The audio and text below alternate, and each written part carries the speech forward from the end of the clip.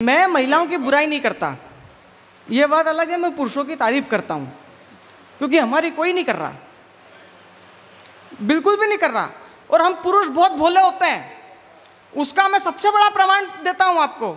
इस संसार में कोई भी पत्नी अपने पति की बहन या ननद से प्यार नहीं कर सकती। फिर ताली गलत बजाई तुमने, पूरी बात सुननी थी। केवल एक पुरुष ही होता है। क्या कहने यार, यार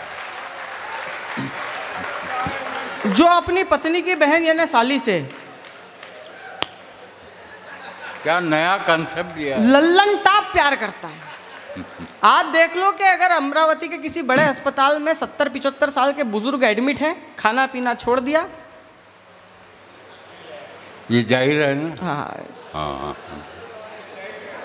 70-75 साल के बुजुर्ग एडमिट है, खाना पीना छोड़ दिया, किसी से बात नहीं कर रहे, किसी को पहचान नहीं रहे।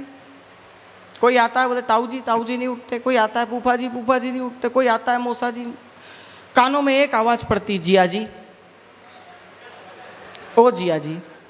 मृत पड़े शरीर में प्राणों का संचार होने लगता, धीरे धीरे आंखें खुलती। सविता परतवाड़ा वाली, जिस आदमी को रिश्ते याद नहीं थे उसको गांव याद आ जाता है।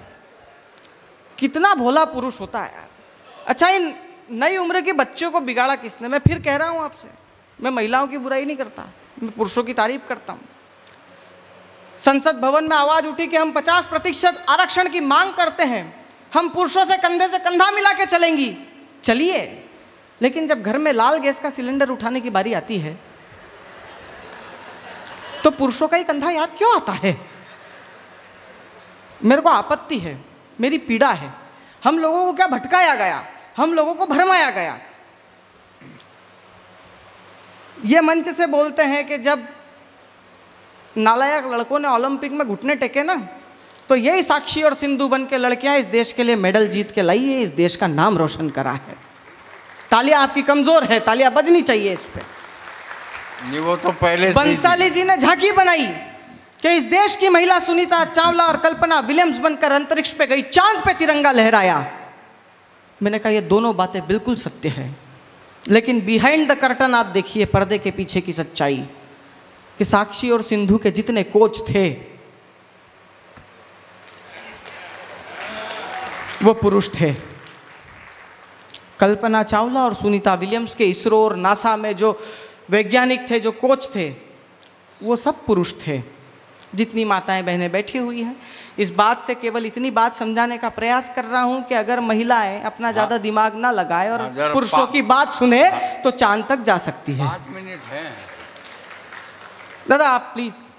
5 मिनट जी, 5 मिनट है। अच्छा, मैं अगर आपसे 10 मिनट ले लूंगा तो कुछ बिगड़ जाएगा? नहीं, वो मेरा क्या बिगाड़ लेंगे जी? वो मेरा क्या बिगाड़ लेंगे? नहीं, बस ये थोड़ा सा आप जब तक सुनो तब तक सुनो। देखिए मित्रों, मैं आपसे एक चीज निवेदन करना चाहता हूं। मैंने जीवन में कभी किसी की लकीर छोटी करने का प्रयास नहीं किया। हाँ, अपनी बड़ी करने का एड़ी से चोटी तक का जोर लगाया, और उसके लिए एक वीरा का आशीर्वाद मेरे लिए काफी था। मैं आप लोगों से निवेदन कर रहा हूं, केवल 5-7 मिनट और आपके बीच में संवाद करूंगा। ये तालियां, ये कुर्सियां, ये हजारों की भीड़ मेरे लिए रोज की बात है, लेकिन मैं एक बात कहना चाह रहा हूं कि मैं अपने घर में कविता पाठ कर रहा हूं। आप लोगों की जिम्मेदारी मेरी प्रति थोड़ी सी ज्यादा इसलिए बनती है क्योंकि अभी बाहर बारिश हुई है, यहीं से मैं 4 पंक्तियां उठाता हूं। अगर बात सच्ची लगे, आपका आशीर्वाद मुझ तक पहुंचे कि जिसके लिए जो हो संबोधन उपयुक्त जरूरी है। दादा सुनिए, जिसके लिए जो हो संबोधन उपयुक्त जरूरी है, यदि उर्वरकता परखनी हो तो फिर सावन जरूरी है, और मन करे तब चले जाना मथुरा या वृंदावन, मगर आंगन की तुलसी का प्रथम पूजन जरूरी है। क्या बात है, क्या बात है, वाह।